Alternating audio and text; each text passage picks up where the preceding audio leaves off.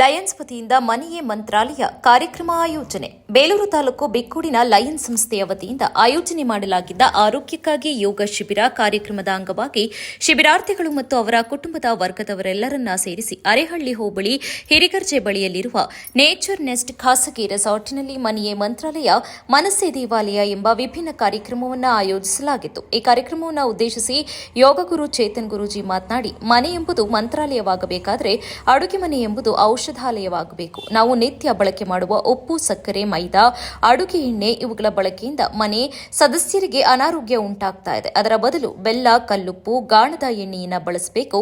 ನಮ್ಮ ಮನಸ್ಸು ದೇವಾಲಯವಾಗಬೇಕಾದರೆ ಇನ್ನೊಬ್ಬರ ಬಗ್ಗೆ ದ್ವೇಷ, ಅಸೂಹೆ, ಒಟ್ಟಕಿಚ್ಚು ಬಿಟ್ಟು ಎಲ್ಲರ ಬಗ್ಗೆ ಸ್ನೇಹ, ಪ್ರೀತಿಯ ಭಾವನೆ ಬೆಳೆಸಿಕೊಂಡು ಮುನ್ನಡೆದಾಗ ಮನೆಯೇ ನಂದನವಾಗುತ್ತದೆ ಎಂದರು. ಲಯನ್ಸ್ ಕ್ಲಬ್ ಅಧ್ಯಕ್ಷ ಲತೀಶ್ ಮಾತನಾಡಿ, ನಮ್ಮ ದೈಹಿಕ, ಮಾನಸಿಕ ಸಮತೋಲನವನ್ನು ಕಾಪಾಡಿಕೊಂಡು ಕುಟುಂಬದ ಆರೋಗ್ಯ ವಿಚಾರದಲ್ಲಿ ಎಚ್ಚರಿಕೆ ಇರಬೇಕು.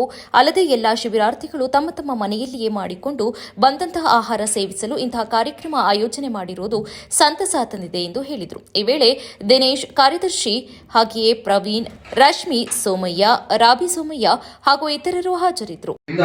ನಡೆಯುತ್ತಿರುವ ಆರೋಗ್ಯಕ್ಕಾಗಿ ಯೋಗ ಶಿಬಿರದಲ್ಲಿ ಈ ದಿನ ಮನೆಯೇ ಮಂತ್ರಾಲಯ ಮನಸ್ಸೇ ದೇವಾಲಯ ಅನ್ನುವಂಥ ಒಂದು ಒಳ್ಳೆಯ ಕಾರ್ಯಕ್ರಮವನ್ನು ಆಯೋಜನೆ ಮಾಡಿದ್ದೀವಿ. ಅದು ಎಲ್ಲಿ ಅಂದರೆ ನೇಚರ್ ನೆಸ್ಟ್ ಅನ್ನುವಂಥ ರೆಸಾರ್ಟ್ನಲ್ಲಿ.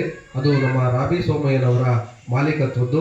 ಅವರು ಜಾಗ ಅವಕಾಶ ಮಾಡಿಕೊಟ್ಟಿದ್ದಾರೆ. ನಮ್ಮ ತಾಯಂದರು ಎಲ್ಲ ನೋಡಿ ಆಹಾರವನ್ನು, ಪದಾರ್ಥವನ್ನು ವಿಶೇಷವಾಗಿ ಮಾಡ್ಕೊಂಡು ಬಂದಿದ್ದಾರೆ. ಚಿತ್ರಾನ್ನ, ಪುಳಿಯೋಗರೆ, ರೊಟ್ಟಿ, ಚಟ್ನಿ, ಖಾರ ಚಟ್ನಿ, ಪಾಯಸ, ಆಮೇಲೆ ಕೋಸುಂಬರಿ, ವಿಭಿನ್ನವಾಗಿದೆ. ಎಲ್ಲ ನೈಸರ್ಗಿಕ ಪೂರಕವಾಗಿರುವಂಥದ್ದು ಎಲ್ಲರೂ ಮಾಡ್ಕೊಂಡು ಬಂದಿದ್ದಾರೆ. ಈಗ ಒಂದು ಮಂತ್ರಗಳನ್ನ ನಾವು ಹೇಳ್ಕೊಡ್ತೀವಿ, ಯಾರು ತಿನ್ನಬಾರ್ದು.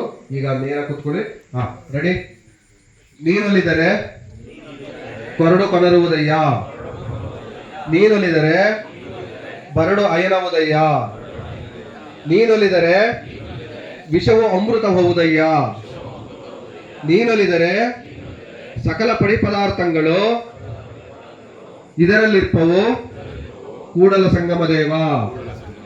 ಅಂದ್ರೆ ಪರಮಾತ್ಮನ ಒಲಿಮೆ ಇತ್ತು ಅಂದ್ರೆ ನೀವು ತಿನ್ನುವಂತ ಆಹಾರ ಅಮೃತ ಆಗುತ್ತೆ, ನಮ್ಮ ಆರೋಗ್ಯವನ್ನ ಚೆನ್ನಾಗಿ ಮಾಡುತ್ತೆ ಅನ್ನುವಂಥದ್ದು ಇದರ ಸಂದೇಶ.